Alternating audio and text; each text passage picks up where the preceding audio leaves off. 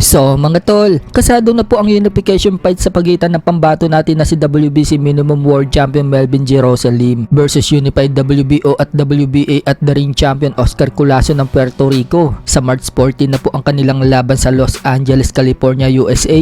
So isang buwan na lang mga tol, bakbakan na nila. Magsisilbi pong rematch ang laban na yan. Sa una po kasi nilang naging laban taong 2023, tinalo po ni Culaso si Jerusalem at naagaw sa kanya ang WBO belt. At ngayong kampiyon na muli si Jerusalem, nagkaroon ng interest itong si Culaso na muling labanan si Jerusalem. So nakataya po dyan ang kanilang mga titulo. Halos 3 taon na po ang nagdaan sa una nilang laban. Marami na po ang nagbago dito kay Jerusalem. Mas gumaling na po siya.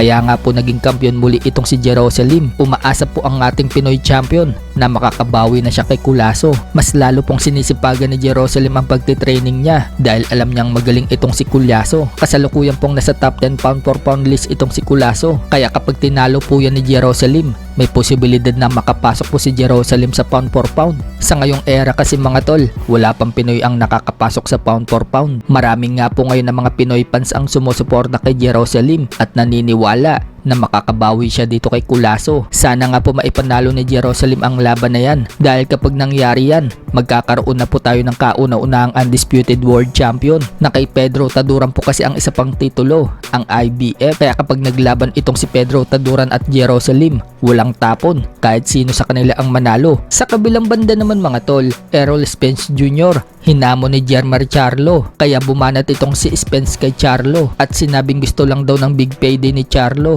Yan daw ang dahilan kung bakit siya gustong labanan. So naging stablemate nga po ni Spence itong si Charlo at may mga kumakalat po ngayon sa social media ng sparring nila matapos pong i-call out ni Charlo itong si Spence. Sa ibang banda naman mga tol, magandang balita po para sa mga fans ni former WBC Featherweight World Champion Mark Magsayo sapagkat sinabi niya po mismo na this weekend i-a-announce na doon ng promoter niya ang schedule ng laban niya at kung sino ang makakalaban. So umakyat na nga po ng lightweight division si Magsayo. Sino kaya ang makakalaban ni Magsayo sa lightweight? Mukhang wala naman po tayong ipag-aalala kay Magsayo sa timbang na yan dahil sinabi niya na mismo na komportable daw siya sa 135 pounds dahil hindi daw siya piga. Sa iba pang balita mga tol, former 3 Division World Champion General Casimero pinost na naman po ang laban ni Luis Nery sa Kyrgyzstan at sinabi po niya sa caption, "My friend, my food." So ano kaya ang ibig sabihin dyan ni Casimero? Sa comment section, banat naman po ni Casimero, "Sarap no? Gusto nyo ba siya ihawin ko?" Samantala,